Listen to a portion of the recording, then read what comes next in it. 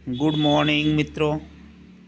आज हम सब देखेंगे हिंदी वर्णमाला के भाग 2 को। हिंदी वर्णमाला के भाग 2 में आज हम लोग देखेंगे स्पर्श व्यंजन के बारे में और जानेंगे स्पर्श व्यंजन क्या होते हैं, कितने होते हैं। तो चलिए देखते हैं स्पर्श व्यंजन। सबसे पहले परिभाषा को जाना जाए, स्पर्श व्यंजन क्या होते हैं। तो आपको बताया जा रहा है स्पर्श व्यंजन के बारे में कि स्पर्श व्यंजन जिन वर्णों के उच्चारण में कंठ, ताल, मूर्धा, ओष्ठ आदि का अधिक प्रयोग होता है उसे स्पर्श व्यंजन कहते हैं। स्पर्श व्यंजन की मूल संख्या 16 होती है और इनकी कुल संख्या 25 होती है। बताया गया कि स्पर्श व्यंजन की जो मूल संख्या होती है वो आपकी होती है 16 और कुल संख्या होती है 25। अब कौन कौन से स्पर्श व्यंजन हैं जो कंठ, ताल, मूर्धा, दंत और ओठ से बोले जाते हैं। तो 25 स्पर्श व्यंजनों को हम लोग देखेंगे। क, ख, ग, घ, अंग अर्थात 5। इन 5 के अलावा च, छ, ज, झ, इया अर्थात क वर्ग, च वर्ग, ट वर्ग, त वर्ग और प वर्ग सभी में 5-5 आपके वर्ण होते हैं। तो ये हो गए कुल मिला के 25 वर्ण। तो 25 वर्ण होते हैं, 25 आपके कुल 25 वर्ण होते हैं स्पर्श व्यंजन के। अब इसमें से कौन कौन से वर्ण का उच्चारण स्थान कहाँ है उसको देखते हैं। आपका कंठ से क वर्ग जो है वह कंठ से उच्चरित होता है। कंठ की बात की जाए तो जो क वर्ग है वो सभी कंठ से उच्चरित होते हैं। आप लोग इसको बोलिए, क, ख, ग, घ, अंग। तो अंग आपका जो है वह मुख्य रूप से नासिक के से बोला जाता है, नाक से बोला जाता है, जो कि क वर्ग के अंतर्गत आता है। मुख्य रूप से क, ख, ग और घ ये 4 मूल स्पर्श व्यंजन कहे जाते हैं, अंग को अगर छोड़ दिया जाए तो इस प्रकार से कुल मिला के मूल स्पर्श व्यंजन हुए 16। च वर्ग तालु से बोला जाता है, अर्थात यहाँ पे हमारी जिह्वा जो है हमारे मुख के ऊपरी हिस्से को स्पर्श करती है। जैसे च, छ, ज, झ, इया। तो झ तक जब आप उच्चरित करेंगे तो आपकी जिह्वा ऊपर के हिस्से को स्पर्श करेगी तो वह तालु होगा, वह हमारा तालु होता है। ट वर्ग की बात की जाए तो ट वर्ग को मूर्धा कहते हैं, अर्थात इसके उच्चारण के समय हमारी जिह्वा मुड़ जाएगी। मूर्धा अर्थात मुड़ जाना। तो ट जैसे ही आप ट बोलेंगे आपकी जिह्वा ऊपर की तरफ जाके मुड़ जाएगी।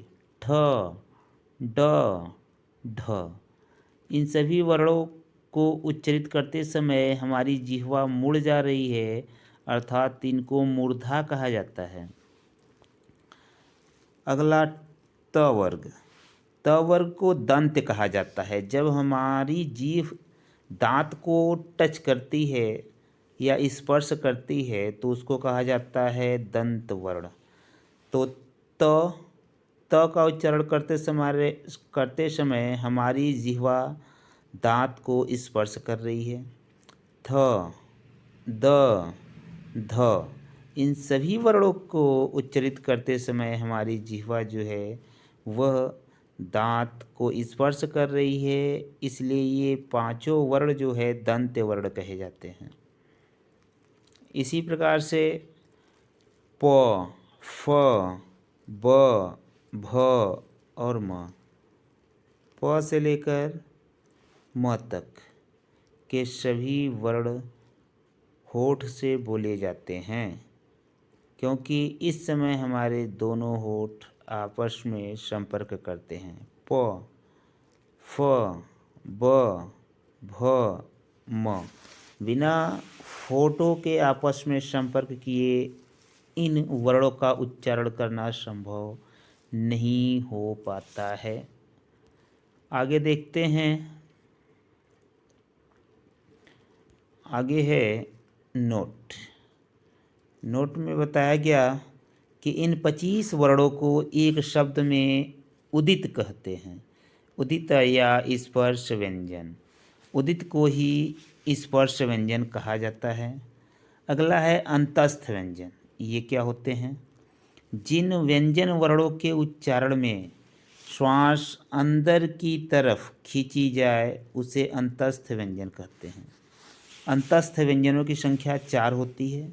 जब हम लोग अपना श्वास अंदर की तरफ खींचते हैं जिन वर्णों के उच्चारण को करते समय, तो ऐसे वर्ण अंतस्थ व्यंजन कहलाते हैं।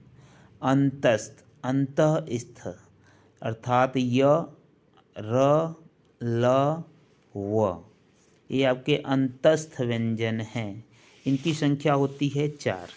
हम सभी लोग याद रखेंगे कि अंतस्थ व्यंजनों की संख्या जो है वह 4 होती है।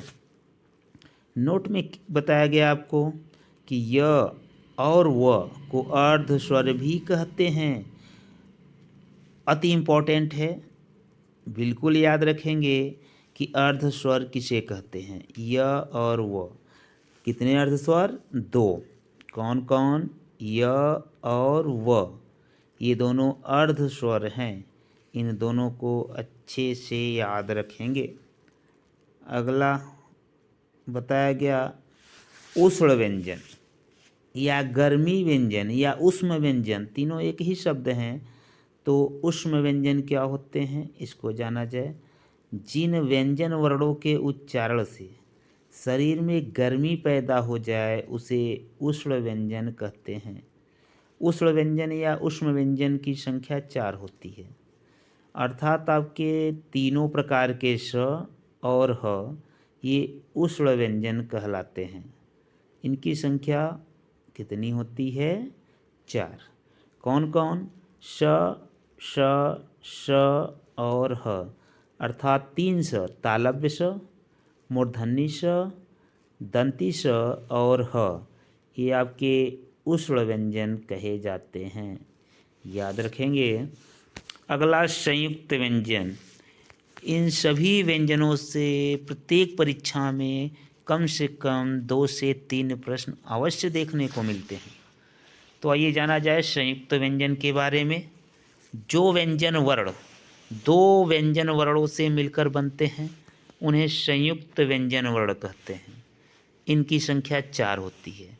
तो संयुक्त व्यंजन वर्ण जो है वह कितने व्यंजन वर्णों से मिलकर बने होते हैं?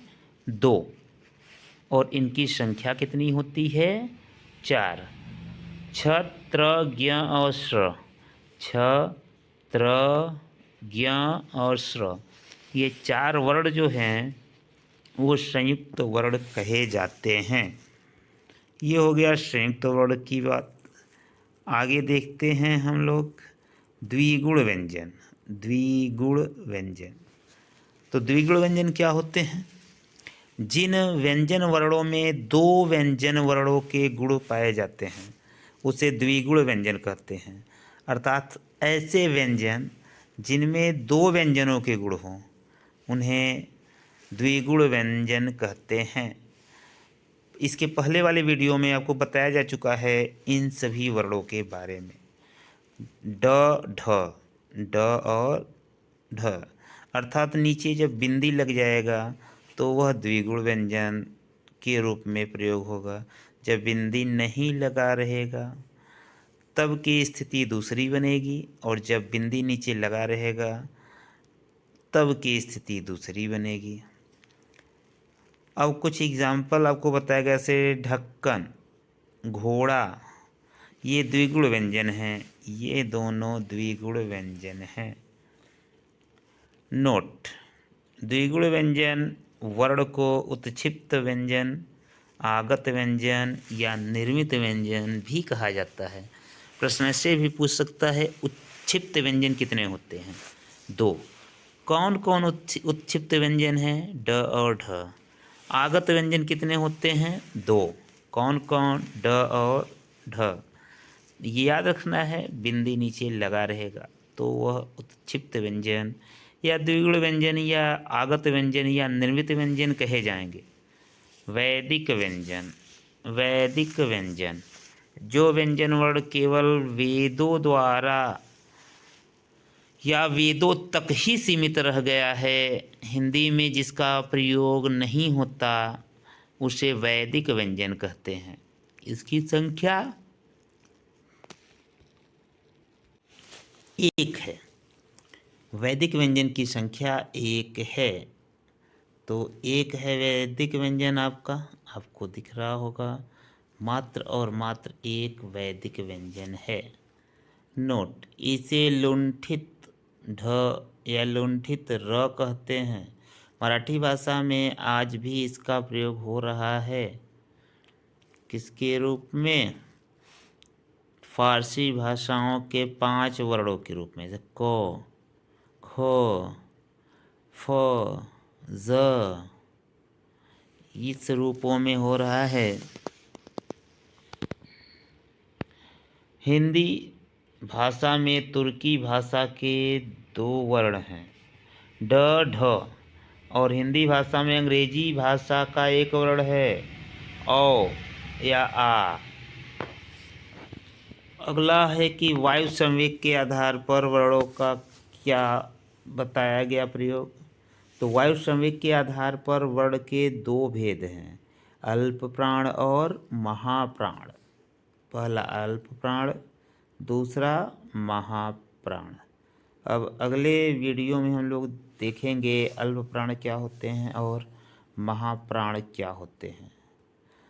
आज के लिए बस इतना ही। पूरा वीडियो देखने के लिए आपका बहुत बहुत धन्यवाद।